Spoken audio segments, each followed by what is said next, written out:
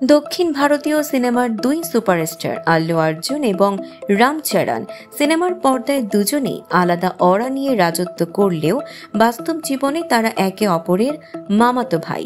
ছোটবেলায় হায়দ্রাবাদের একই বাড়িতে একই ছাদের নিচে তাদের বেড়ে ওঠা, কিন্তু অবাক করা ব্যাপার হলো প্রায় ২০ বছর ধরে তাদের মধ্যে কোনো কথা নেই। আর এই দূরত্বের পেছনে রয়েছে এক তিক্ত গল্প, যার কেন্দ্রে এক নায়িকা।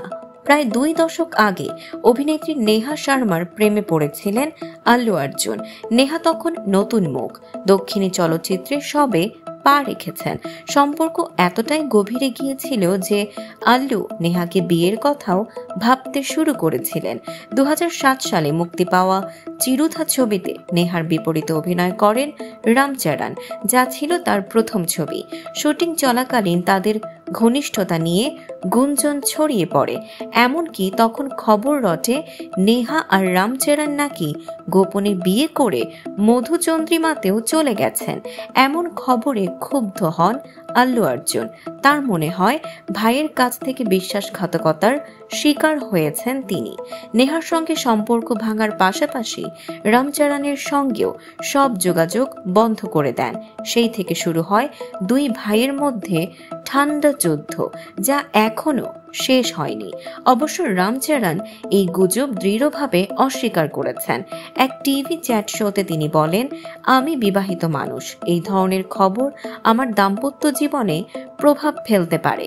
চিরুথা ছিল আমার প্রথম ছবি, তখন থেকেই এসব গুজব তৈরি হয়। আমার বাবা বলেছিলেন এসব গুরুত্ব না দিতে। রামচরণের ভাষ্যে তখন উপাসনা ছিলেন কেবল ভালো বন্ধু এবং তিনিও জানতেন গুজবগুলো মিথ্যে। ২০১২ সালে রামচরণ ও উপাসনার বিয়ে হয়। অন্যদিকে আল্লু অর্জুন ২০১১ সালে যুক্তরাষ্ট্রে স্নেহার সঙ্গে পরিচিত হয়ে বিয়ে করেন। দর্শক এখনো আশা করে হয়তো একদিন দক্ষিণী সিনেমার এই দুই তারকা আবার আগের মতো ভাইয়ের বন্ধনে ফিরে আসবেন, কিন্তু আপাতত সেই সম্ভাবনা বেশ ক্ষীণই মনে হচ্ছে। দর্শক, এমনই সব চমকপ্রদ খবর পেতে ফলো করুন আমাদের ফেসবুক পেজ CB24 টিভি এবং সাবস্ক্রাইব করুন YouTube channel CB24 TV official.